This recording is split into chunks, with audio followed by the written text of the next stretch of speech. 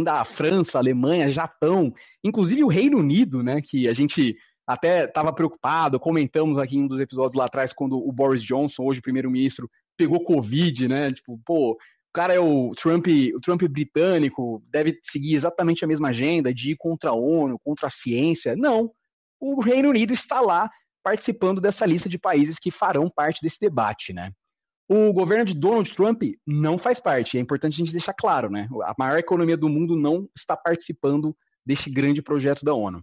E haverão 6 grupos de trabalho para lidar com assuntos diferentes que vão iniciar uma negociação e uma avaliação de quais medidas concretas deverão ser tomadas, né? E em julho, as propostas vão ser apresentadas sobre o financiamento de países em desenvolvimento, suspensão de dívida para eles, o que fazer com o clima, né, que está uma situação cada vez mais alarmante. A crise do Covid não é nada perto do que a gente vai enfrentar, né, se nada for feito, se não houver uma mudança radical de como as economias funcionam, e também a reconstrução do mundo sobre essas novas bases.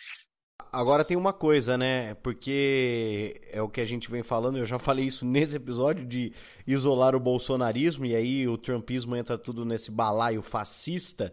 É o seguinte, porque pro Brasil, imaginando, né, é muito confortável ainda, por mais que assim, o mundo seja contra, por mais que o mundo isole o Brasil e também os Estados Unidos, pro Brasil ainda é muito confortável ser uma cadelinha, né, Yankee, porque, pô, Estados Unidos, né, dentro do continente, uma potência, e mundialmente falando, só não é a maior potência mundial porque a China já passou já, né? E esse é o grande, no fim das contas, tem sido, acho que, o grande centro, né, de toda essa discussão aqui.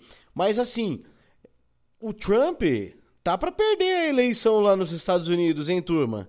Tá pra perder, por incrível que pareça. E olha quem está falando, né? Aquele filme, né? Olha quem está falando. Olha quem está falando que o Trump tá pra perder. Eu, Paulo do Vale, um dos maiores pessimistas com relação à política americana e à cabeça do americano que, né? Convenhamos. Mas...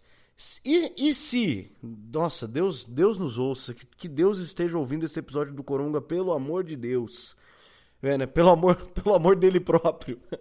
E se Donald Trump perde a eleição? Como fica o Brasil, Léo Palhano? O Brasil vai ser o único país... O Brasil vai ficar sozinho. Porque aí, mesmo que, né, que tenha aí um bloquinho, quando perder essa potência que é o país americano, que hoje é claramente governado por um fascista... Sem os Estados Unidos, meu amigo, só vai ter o Brasil, e o Brasil é um país gigantesco. Toda atitude diplomática, toda atitude política, todo movimento, toda essa movimentação cobra ainda mais o seu preço pelo tamanho do país e pelo que ele representa. O Brasil é um dos países mais importantes do mundo, e se tivesse em boas mãos... em boa parte da sua história, o Brasil seria top 3 potência. O Brasil seria Estados Unidos, China e o Brasil, pelo que a gente pode oferecer. E aí, né, o continente europeu, de modo geral, né, que ali é uma união maior, né, ou antes era, que corra atrás. Não é o caso.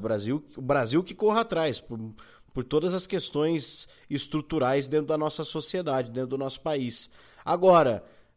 tá pendendo ali nos Estados Unidos por tudo que tá acontecendo, Covid-19, essa questão também, né, de ter ficado muito claro que é um combate contra o fascismo.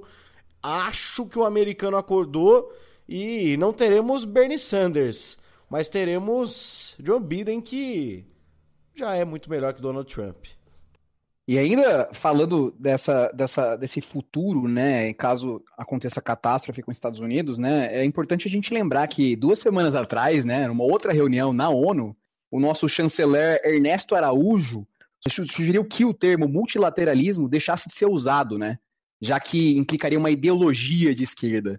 E, inclusive, para ele, palavras que terminam com ismo já se referem a uma ideologia. E ele apostava numa nova ordem internacional, né, que aconteceria no momento pós-pandemia e seria construída a partir de 5 ou 6 países só, né? E na reunião ministerial, aquela reunião que vazou, né, que saiu graças ao Supremo, do dia 22 de abril, o chanceler afirmou que ele estava seguro que o Brasil faria, sim, parte dessas novas potências que iriam redesenhar o mundo, né? E nesse projeto não tinha lugar garantido para a ONU, ou seja, na visão dele teria que acabar a ONU. E na semana passada, inclusive, o presidente Jair Bolsonaro não participou, inclusive, na Assembleia Mundial da Saúde, que e o lugar do Brasil hoje é um espaço ocupado pela Colômbia e pelo Paraguai. Cara, e assim, eu acho que é bom lembrar que o Thomas Hobbes, né, o escritor, deixa claro que uma liderança política é considerada como legítima apenas na medida em que o seu soberano, né, o líder, garanta a proteção dos seus cidadãos. E se isso não ocorrer, o acordo pode ser desfeito, né, o acordo entre os cidadãos governados e o Estado, e a autoridade do governante perde a legitimidade em governar. E, no fundo, esse, segundo Thomas Hobbes, seria o coração do contrato social, o coração da existência dessa ficção, né, chamada governo. No campo das relações internacionais, existe um debate amplo sobre a legitimidade externa de um governo com repercussões sobre os seus assentos nas instituições multilaterais e a capacidade de ser reconhecido como um interlocutor genuíno, né? E o Brasil está perdendo isso. A gente está com um governo que não é mais legítimo, né? Porque desde o momento que o governo está sendo genocida a ponto de forçar uma abertura a levar as pessoas à morte, seja lá por que plano que eles tenham, falta essa legitimidade, né? E a alta comissariada da ONU para Direitos Humanos, a Michelle Bachelet, já alertou que se a postura negacionista do Bolsonaro tivesse sido evitada, vidas já teriam sido salvas. No Tribunal Penal Internacional já foram submetidas queixas contra o Brasil. E enquanto isso, no Parlamento Europeu, os deputados têm proliferado cartas à Comissão Europeia pedindo que o bloco reveja suas relações com o Brasil, né? Na Alemanha, inclusive, os deputados deixam claro que não há hoje como ratificar o acordo comercial entre a União Europeia e o Mercosul, tudo por conta das políticas negacionistas e anticientificistas do Bolsonaro. E numa sociedade que começa a abrir as portas, né, a Europa está se deparando nas prateleiras dos jornais com fotos do Bolsonaro, né, que são acompanhadas com palavras tipo caos, catástrofe, morte, populismo, fascismo. E não faltaram ainda os protestos lá na Europa, né, como o que um artista organizou na fachada da Embaixada do Brasil em Paris, né, que hoje é a sede de um dos diplomatas brasileiros mais vocais na defesa do bolsonarismo. E assim, nosso governo, Paulo, perdeu a legitimidade, né, interna, né, ao romper o contrato social com toda a nossa população, e externa ao violar, né, deliberadamente os acordos, né, que foram costurados para proteger o planeta, né. Por isso que a gente não vai integrar esses grupos de construção de um novo mundo e grupos econômicos, inclusive com um dos nossos maiores parceiros econômicos, que é a União Europeia. Isso aí, para finalizar aqui, já que estamos falando de momentos históricos, eu quero pincelar sobre o lançamento tripulado da SpaceX, né, a empresa do Elon Musk junto com a NASA. Que lá vai o Léo falar de ET.